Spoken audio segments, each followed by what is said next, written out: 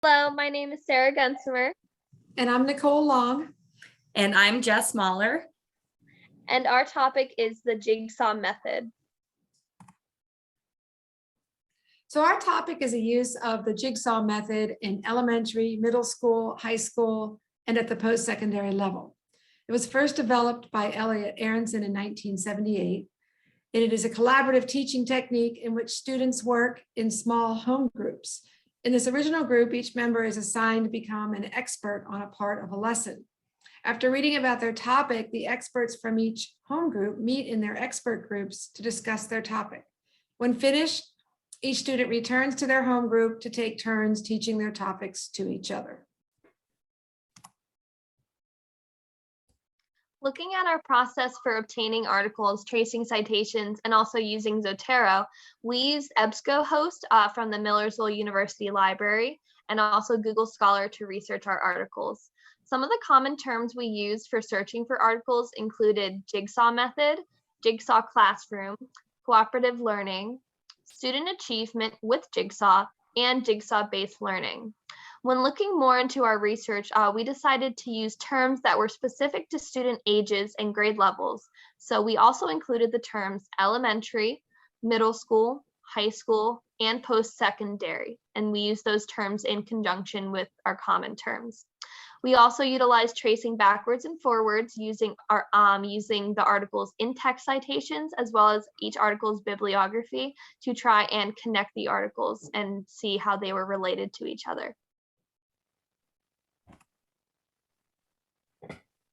So what questions are at the heart of the literature that we reviewed? After much discovery, we found that there are some main questions at the heart of the literature.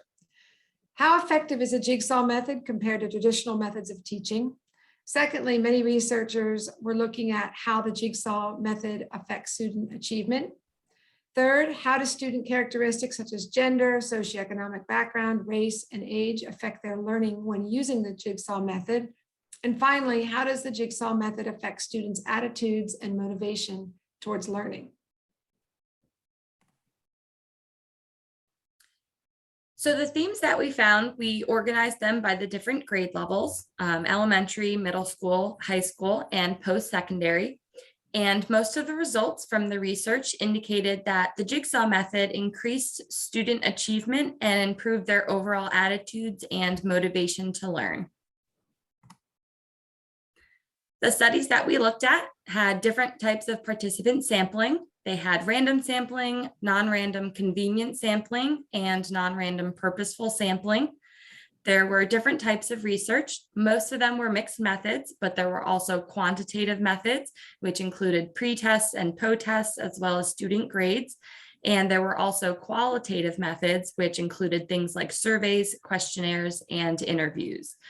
The majority of the research participants were at the post-secondary level, with the least amount of research being at the elementary level.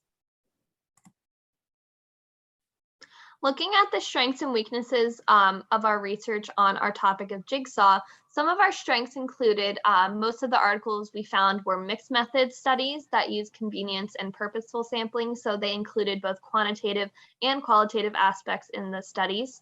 So there was a fair amount of articles which discussed the quantitative research methods as well.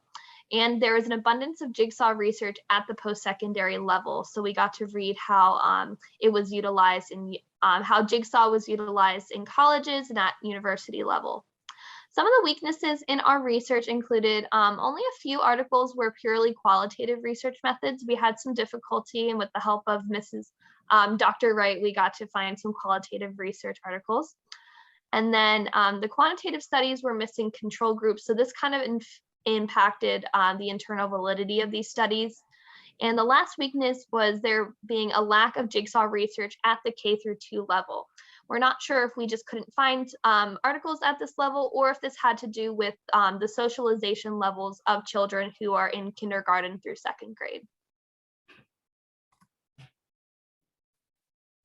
So why is this important? How is this theoretically important to us? This topic is theoretically important to us because of our roles as educators. John Hattie has researched the effects of different teaching strategies on student achievement. And we looked at him earlier in this course.